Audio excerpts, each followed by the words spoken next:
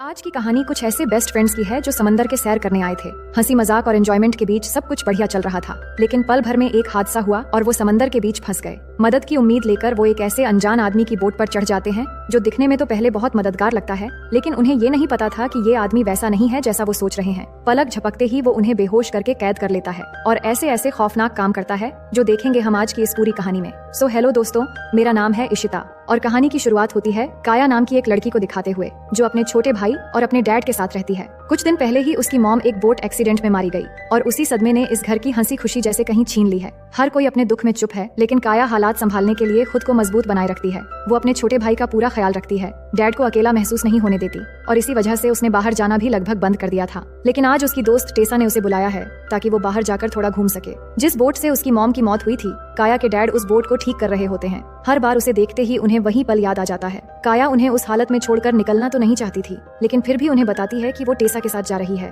और फिर कई दिनों बाद जीप लेकर वो घर फिर समुद्र किनारे पहुंचकर वो टेसा से मिलती है, जहां से वो जेट स्की लेकर समंदर के सैर पर जाने वाले हैं। टेसा बताती है कि उसका बॉयफ्रेंड भी साथ आने वाला है, लेकिन काया ज्यादा भीड़ में रहना पसंद नहीं करती, तो टेसा उसे समझाती है कि ज्यादा टेंशन मत लो, मेरे बॉयफ्रेंड के साथ उसका भाई भी आ रहा है, वो मेरा भी दोस्त है और तुम्हें भी पसंद आएगा। बहुत समझाने के बाद काया मान जाती है। फिर जब वो दोनों भाइयों से मिलते हैं तो हमें पता चलता है कि वो व्लॉग्स बनाते हैं और आज का पूरा प्लान भी उन्होंने ही बनाया है। उनका कहना था कि वो अपनी जेट स्की से पास के एक आइलैंड तक जाएंगे और शाम तक लौट आएंगे। चारों जेट स्की लेकर निकल पड़ते हैं। टेसा जेंडर के साथ बैठती है और काया जूलियन के साथ, और बहुत एंजॉय करते हुए चारों कुछ ही देर में उस आइलैंड तक पहुंच जाते हैं। वहां पहुंचकर टेसा अपनी बॉयफ्रेंड के साथ टाइम बिताने लगती है और काया जेंडर के साथ बैठकर बातें कर रही होती है। धीरे धीरे बात आगे बढ़ती है और उनकी बातें पर्सनल होने लगती है। जेंडर टेसा को इम्प्रेस कर लेता है और टेसा भी उससे बातें करते हुए बहुत कंफर्टेबल महसूस कर रही थी। इसके बाद सब हंसी मजाक करते हुए बहुत मस्ती करते हैं, जैसे कुछ समय के लिए सारी परेशानियां पीछे छूट गई हों। काया और जेंडर तैरते हुए उनसे थोड़ी दूर चले जाते हैं, जबकि टेसा और जूलियन फिर से किनारे पर बैठकर बातें कर रहे होते हैं। काफी वक्त के बाद काया को किसी के पास रहना बहुत अच्छा लग रहा था।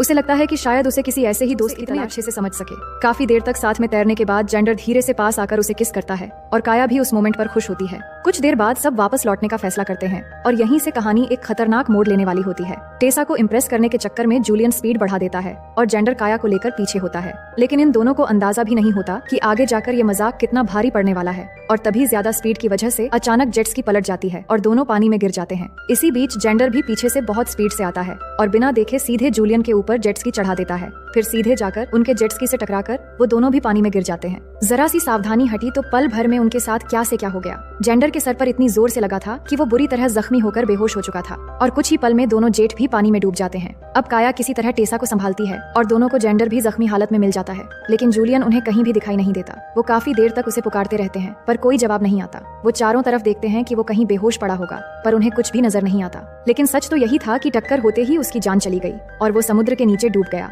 वो बहुत ज्यादा दुखी हो जाते हैं क्योंकि एक छोटे से मजाक में इतना कुछ हो जाएगा उन्होंने कभी। अब काया और टेसा जेंडर को लेकर समंदर के बीच तैर रहे होते हैं और उन्हें कुछ भी समझ नहीं आ रहा था कि क्या करना है। तभी किस्मत से कुछ दूर उन्हें एक बोट दिखाई देती है। वो जोर जोर से आवाज देने लगते हैं, जिससे बोट का कैप्टन रे उन्हें देख लेता है और तेजी से उनकी तरफ बढ़ता है। करीब आकर वो समझ जाता है कि एक्सीडेंट हुई है और इन्हें मदद की जरूरत है। वो एक एक करके तीनों को ऊपर खींच लेता है और कहता है कि अब वो बिल्कुल सुरक्षित हैं। सबसे ज्यादा घायल जेंडर होता है और उसका काफी खून बह चुका था। थोड़ी देर बाद टेसा वॉशरूम के लिए अंदर जाती है, जहां रे पहले से मौजूद होता है। इसी दौरान एक अजीब बात नोटिस होती है कि रे अंदर से बार बार काया को ही देख रहा था, जहां काया जेंडर के देखभाल कर रही थी। काया टेसा को बुलाती है पर कोई जवाब नहीं आता, लेकिन काफी देर तक जब वो वापस नहीं आती तो काया उसे देखने अंदर जाती है। वहाँ रे किसी काम में लगा होता है, जहाँ वो कॉटन पर कोई केमिकल लगा रहा था। काया सोचती है कि शायद वो जख्म साफ करने के लिए दवा ले रहा है, इसलिए वो वहीं खड़ी रहती है और उसे उनकी जान बचाने के लिए शुक्रिया कहती है। लेकिन अगले ही पल सब बदल जाता है। रे बात करते करते अचानक वही कॉटन काया के मुंह पर लगा देता है और कुछ ही सेकंड में वो बेहोश हो जाती है। अब ये बात क्लियर हो जाती है कि रे वैसा नहीं है जैसा दिख रहा था। काया के बेहोश होते ही वो उसे बोट के एक बड़े कंटेनर में बंद कर देता है, लेकिन वो जेंडर को वहीं छोड़ देता है जहां वो जख्मी हालत में पड़ा हुआ था। फिर 2-3 घंटे बाद जब काया की आंख खुलती है तो वो खुद को एक बंद अंधेरी जगह में पाकर घबरा जाती है। पास में टेसा भी बेहोश थी, जिसे वो जगाती है। ये कंटेनर बिल्कुल एक कमरे की तरह था और ऐसा लग रहा था कि यहाँ पहले भी कोई फंसा हुआ था। वहाँ एक लकड़ी पर उन्हें हेल्प लिखा हुआ मिलता है, यानी यहाँ फंसकर कोई पहले भी मदद मांग चुका है। कमरे में रखे मैट्रेस पर खून के निशान थे और वहाँ लड़कियों के बाल भी पड़े थे। ये देखकर दोनों समझ जाती हैं कि वो पहली नहीं है जिन्हें यहाँ कैद किया गया है। टेसा डर के मारे रोने लगती है और धीरे से कहती है कि काश वो इस आइलैंड पर आए ही ना होते, लेकिन अब पछताने से कुछ बदलने वाला नहीं था। उन्हें यहाँ से निकलने का रास्ता ढूंढना ही होगा। एक दिन बीत जाने के बाद अगली सुबह रे ऊपर का दरवाजा खोलता है और एक बकेट में उन्हें सड़ी हुई मछलियाँ खाने के लिए देता है। काया उससे रिक्वेस्ट करती है कि प्लीज हमें जाने दो, हमें डॉक्टर के पास जाना होगा और मेरे घर में एक छोटा भाई है जिसे मेरी जरूरत है। लेकिन रे उन्हें धमकाता है कि ये मेरा बोट है और यहाँ सिर्फ मेरी मर्जी चलेगी। अगर यहाँ से भागने की जरा भी कोशिश की तो मैं तुम दोनों को मारकर मछलियों को खिला दूंगा। ये कहकर वो दरवाजा बंद कर देता है। इसके बाद हम देखते हैं कि रे मछलियाँ काटता है और बिना पकाए उन्हें कच्चा ही खाने लगता है। ऐसा लग रहा था कि वो हमेशा ऐसे ही करता है, बिल्कुल बेपरवाह, डर नहीं है। काया और टेसा डरी हुई थीं और उन्हें कुछ भी समझ नहीं आ रहा था कि आखिर उन्हें क्यों बंदी बनाया गया है। इधर जेंडर घायल हालत में अभी भी वहीं पड़ा हुआ था और बिल्कुल एक जिंदा लाश बन चुका था। फिर दोपहर के टाइम अचानक एक शिप की आवाज सुनाई देती है। काया और टेसा भी उसे सुन लेती हैं और उन्हें लगता है कि शायद कोई पुलिस वाला आया होगा और अब वो शायद बच जाएंगे। लेकिन सच्चाई बहुत ही ज्यादा खतरनाक थी। असल में वो एक डॉक्टर था जो अपनी शिप को थोड़ी दूर रखकर छोटी बोट में आता है और सबसे पहले वो जेंडर को देखता है जो बिल्कुल मरने की हालत पर था। वो कहता है इसमें अभी भी जान बाकी है, इसलिए कोई बात नहीं, ये भी हमारे काम आ जाएगा। इसके बाद वो रे के साथ नीचे जाता है जहाँ काया और टेसा डर के मारे कोने में बैठी होती हैं। वो कहता है कि मैं एक डॉक्टर हूँ, इसलिए मुझे बताओ कि तुम में से चोट किसको लगी है। टेसा डरती हुई आगे आती है और डॉक्टर उसका चेकअप करता है, पर वो दोनों डर के मारे कुछ भी बोल नहीं रही थी कि उन्हें यहाँ बंदी बनाया गया है, क्योंकि वो समझ चुके थे कि ये दोनों एक दूसरे से मिले हुए हैं। और यहीं से कहानी एक ऐसे मोड़ की तरफ बढ़ने लगती है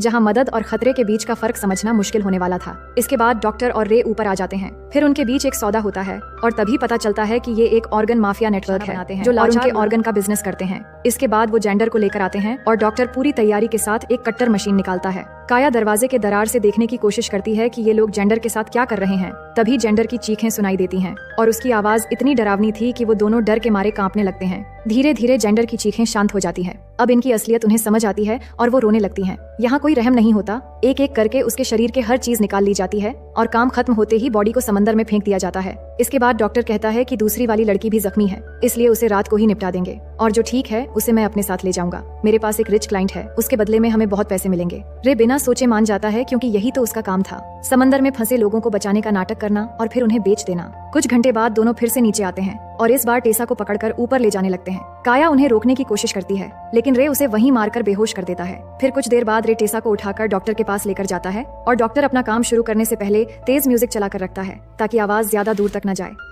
पर तभी काया होश में आती है तो उसे टेसा की चीखें सुनाई देती हैं। वो समझ जाती है टेसा अभी जिंदा है और अगर उसे बचाना है तो जल्दी कुछ करना। कंटेनर के अंदर लगे एक फैन को खोलने की कोशिश करती है और पूरी ताकत लगाकर धक्का देने के बाद वो हिस्सा खुल जाता है और वो किसी तरह बाहर निकल आती है। इधर ये लोग टेसा के हाथ पैर बांध देते हैं और डॉक्टर उसे बेहोश करके अपना काम शुरू करने वाला होता है। वहीं काया चुपचाप रे के कमरे में पहुंच जाती है। तभी रे वहां आ जाता है, इसलिए वो तुरंत नीचे इंजन रूम में छिप जाती है। फिर उसके वॉशरूम में जाते ही वो बाहर आती है और फौरन कोई हथियार ढूंढने लगती है ताकि टेसा को बचा सके। तभी उसे मछली शिकार करने वाली एक स्पीयर गन मिल जाती है। वो अकेली थी इसलिए डर भी रही थी, लेकिन फिर भी हिम्मत जुटाकर वो बाहर आती है और स्पीयर गन डॉक्टर पर पॉइंट कर देती है। डॉक्टर उसे देखकर हैरान हो जाता है, पर वो काया को बातों में उलझाने की कोशिश करता है, लेकिन काया उसे मौका नहीं देती और गन चला देती है। डॉक्टर घायल होकर कमजोर पड़ जाता है और काया जल्दी जल्दी टेसा का एक हाथ खोल देती है। तभी डॉक्टर गुस्से में काया पर हमला करता है। तब तक टेसा एक नाइफ लेकर डॉक्टर की गर्दन पर वार कर देती है। 3-4 स्टेप करने के बाद डॉक्टर बुरी तरह तड़पने लगता है और वहीं पर उसकी मौत हो जाती है। इसके बाद दोनों तुरंत वहाँ से भाग निकलती हैं।